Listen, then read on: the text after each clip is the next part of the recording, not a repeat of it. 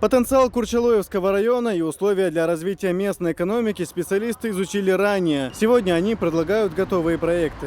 Мы отобрали несколько технологий, несколько производителей такого оборудования и заводов, поставщиков, которые на глобальном уровне себя уже хорошо зарекомендовали. Это мы рассмотрели производителей из Канады, ВТЭК канадская, КНИМ французская.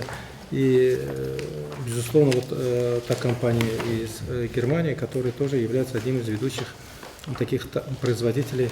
Гости представили сразу несколько проектов, разработанных с учетом потребностей Курчалоевского района. При этом у многих из них уже есть инвесторы. Особый интерес местных властей вызвало предложение о строительстве мусороперерабатывающего завода. Он позволил бы не только ликвидировать бытовой мусор, но даже использовать его в производстве, при этом не нанося ущерб флоре и фауне региона. Говоря об экологии, специалисты отметили большой потенциал республики, в том числе для развития рыбного хозяйства. Если вы готовы инвестировать или какую-то часть инвестировать, нам этот проект интересен.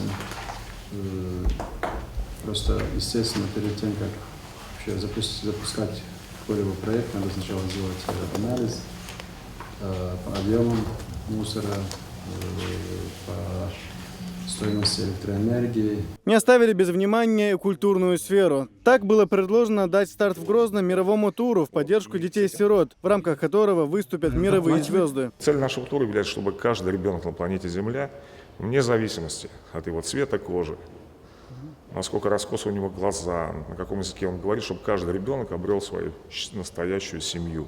Начать я бы хотел, и сегодня я предложил это администрации Курчалоевского района, начать всемирный тур мировых звезд в поддержку детей-сирот именно из города Грозный. И затем объехать с этим туром всю планету в каждой стране мира, показывая и рассказывая об этом положительном примере Чечни. В конце встречи участники деловых переговоров обсудили подписание меморандума о дальнейшем сотрудничестве. Если стороны достигнут соглашения, будет создана рабочая группа, которая и займется реализацией проектов. Сайхан Цинцаев, Луиза Юнусова. Новости.